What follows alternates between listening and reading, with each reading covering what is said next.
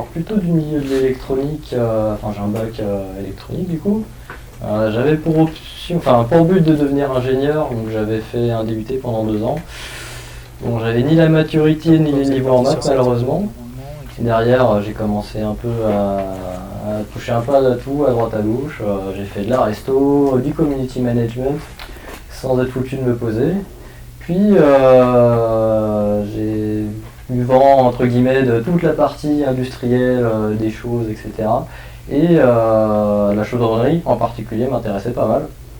Du coup, il a fallu trouver un organisme qui puisse me former là-dedans. J'ai trouvé la FOR.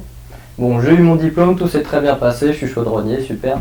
Derrière, je me suis dit, je vais faire un petit complément au niveau de la conception assistée par ordinateur. Comme ça, on a le petit truc en plus qui fait que mon voisin, il est pas mieux que moi.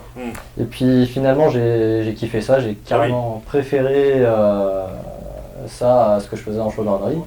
Et donc, j'ai cherché le métier du coup, quel métier utilise ça entre guillemets sur une base quotidienne, on va dire.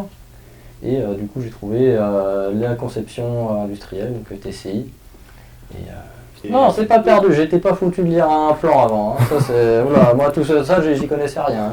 En chaudronnerie, ils m'ont bien appris là-dessus, en tout cas. Du coup, je sors. Je suis bien, quoi. Plutôt content de mon parcours.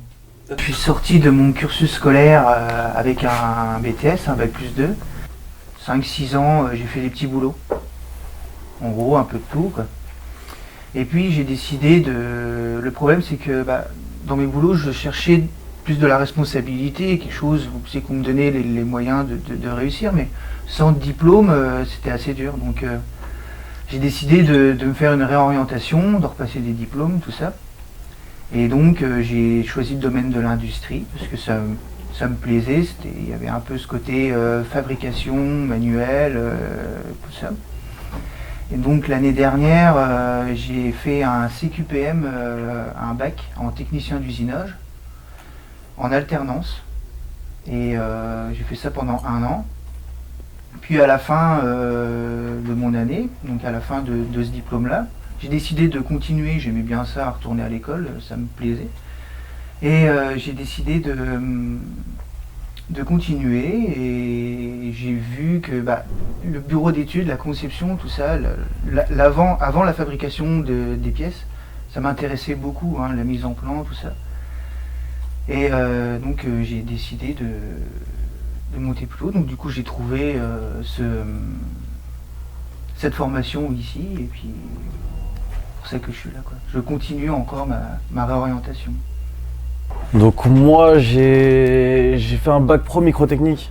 Donc il y a 10 ans, j'ai eu mon bac pro microtechnique. J'ai fait une première année de BTS en conception industrielle des microtechniques que j'ai pas fini, donc du coup j'ai fait que la première année. Et je suis rentré très rapidement dans le monde du travail, mais le monde du travail entre guillemets qui était accessible, c'est-à-dire j'ai commencé par de la restauration et j'ai découvert l'animation. Donc j'ai fait de l'animation donc du coup pendant 6 ans. J'étais animateur, j'ai commencé animateur, je me suis formé, j'ai été directeur, ensuite j'ai fini coordinateur d'accueil de loisirs.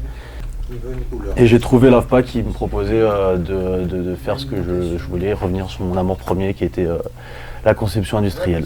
Là, on est vraiment le boulot, ce qu'on apprend vraiment, ce qu'on va faire, des outils qui vont nous servir, même des formules, des mathématiques, tout ça. C'est vraiment basé que sur le boulot. Il n'y a pas de trucs à côté ou quoi. C'est vraiment. En fait, on se met dans la peau d'un. Tout de suite, on est comme si ça marchait, comme si on était vraiment dans un bureau d'études. Oui, oui. Voilà. Donc on fait nos projets comme si on était en train de travailler. Et puis on a notre formateur qui est là pour nous aiguiller.